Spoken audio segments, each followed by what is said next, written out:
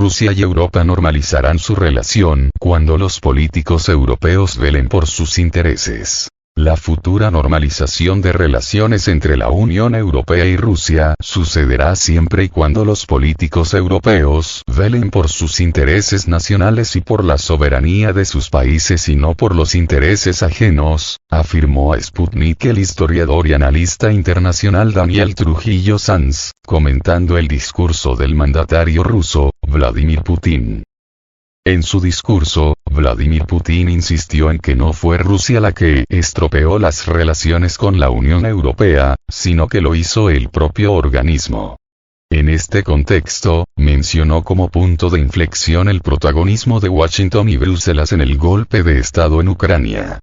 Según el mandatario, las medidas adoptadas por Bruselas contra Moscú atentan en muchos aspectos contra el mismo bloque comunitario, a raíz de lo cual acusa a los dirigentes de la Unión Europea de la falta de soberanía. Respecto a la posibilidad de una normalización entre Rusia y la Unión Europea, agregó que depende de la llegada al poder en la Unión Europea de políticos que apuesten por el diálogo y otras medidas civilizadas, en vez del lenguaje de sanciones y armas. Es decir, cuando aparezcan en la Unión Europea políticos que velen por los intereses nacionales, y no intereses ajenos, se podría esperar normalización.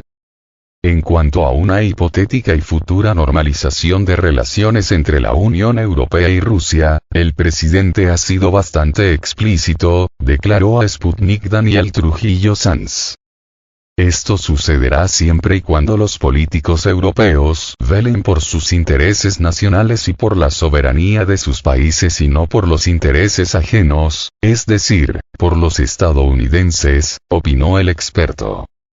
Putin señaló que Rusia está en un momento clave, no va a existir sin soberanía, añadiendo al final que todo esto no solo para el Estado euroasiático, sino que vale para todos los demás países del mundo. Sanz comentó al respecto que la tendencia de la realidad europea no es esta.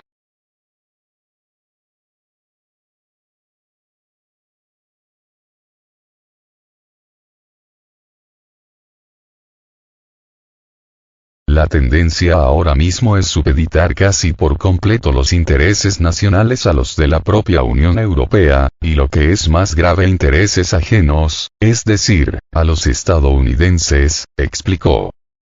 En su opinión, el futuro de Europa como el de cualquier país que quiere desarrollarse es buscar y velar por sus intereses. Esos intereses no siempre corresponden con los de Estados Unidos, como parecen hacernos creer ver, continuó. En cuanto al constante suministro de armamento occidental y especialmente estadounidense para Ucrania, el presidente ruso señaló que los objetivos de la operación militar especial siguen siendo los mismos. De acuerdo con Sanz, cada vez que el presidente de Ucrania, Volodymyr Zelensky, o alguno de sus subalternos, tiene que acudir a un país extranjero para que le cedan armas, suministros, apoyo presupuestario, apoyo diplomático, etcétera, debe pagar un precio político. Ucrania debe demostrar que puede hacer daño a Rusia, que puede seguir haciendo daño a Rusia para seguir recibiendo este tipo de ayuda, aclaró. Las declaraciones de un político estadounidense señalaban que la edad media de un militar ucraniano es de 43 años, lo cual supone una catástrofe demográfica, económica y social para el país, si es que no lo estaba ya, añadió el experto. Debemos señalar que Rusia está combatiendo a la base industrial de cerca de 50 países que siguen suministrando todo tipo de ayuda de mayor o menor calidad a Ucrania, concluyó.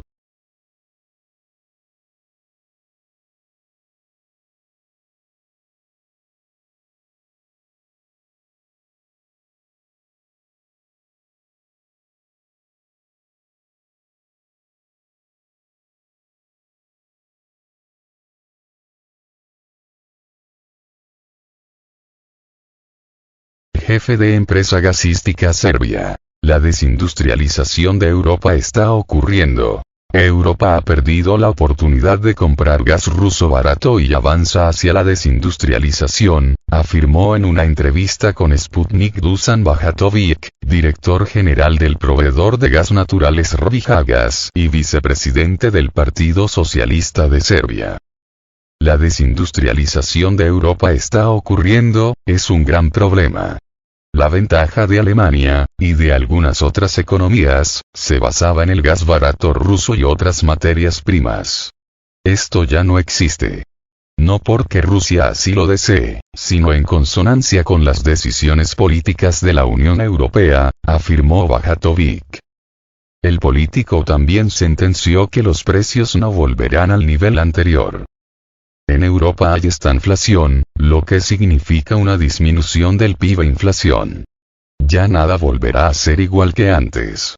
Y en un sentido político, Europa es vasallo de Estados Unidos, las empresas de Europa se están trasladando a Estados Unidos o China, dijo.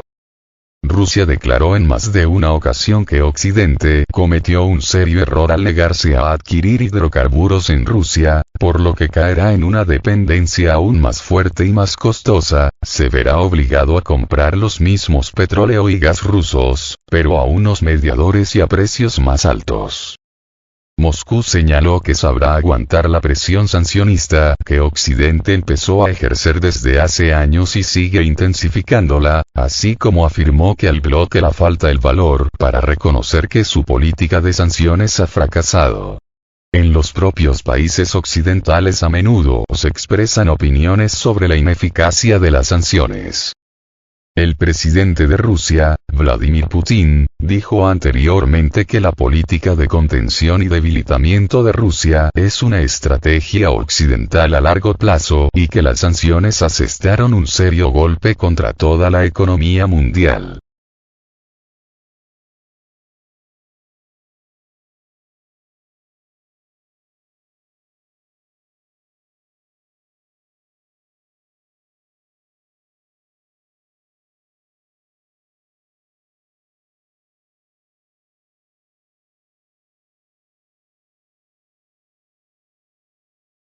Países Bajos reanuda las importaciones de gas natural licuado desde Rusia. Los Países Bajos volvieron a importar gas natural licuado, GNL, ruso en septiembre, tras una pausa de 3 meses, de acuerdo con el análisis de Sputnik de las estadísticas del país.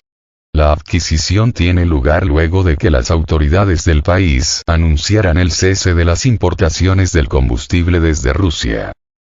En un mes, Moscú exportó a Ámsterdam 211,5 millones de metros cúbicos de hidrocarburos por 109 millones de euros. En este contexto, en términos mensuales, las importaciones neerlandesas de Rusia en su conjunto aumentaron un 5,3%, hasta 410,5 millones de dólares. El ministro de Clima y Energía neerlandés, Rob Jetten, declaró en abril que el gobierno estaba trabajando para dejar de importar GNL desde Rusia, e incluso que el país había dejado de firmar nuevos contratos de gas y buscaba la cancelación de los acuerdos preexistentes. Tras el anuncio, las importaciones cayeron bruscamente casi un 30% en mayo y se detuvieron por completo en junio, julio y agosto. En noviembre, el ministro de Energía ruso, Nikolai Shulginov, afirmó que Rusia no había cerrado la dirección occidental del abastecimiento energético y seguía siendo un proveedor fiable de gas, incluso en las condiciones actuales.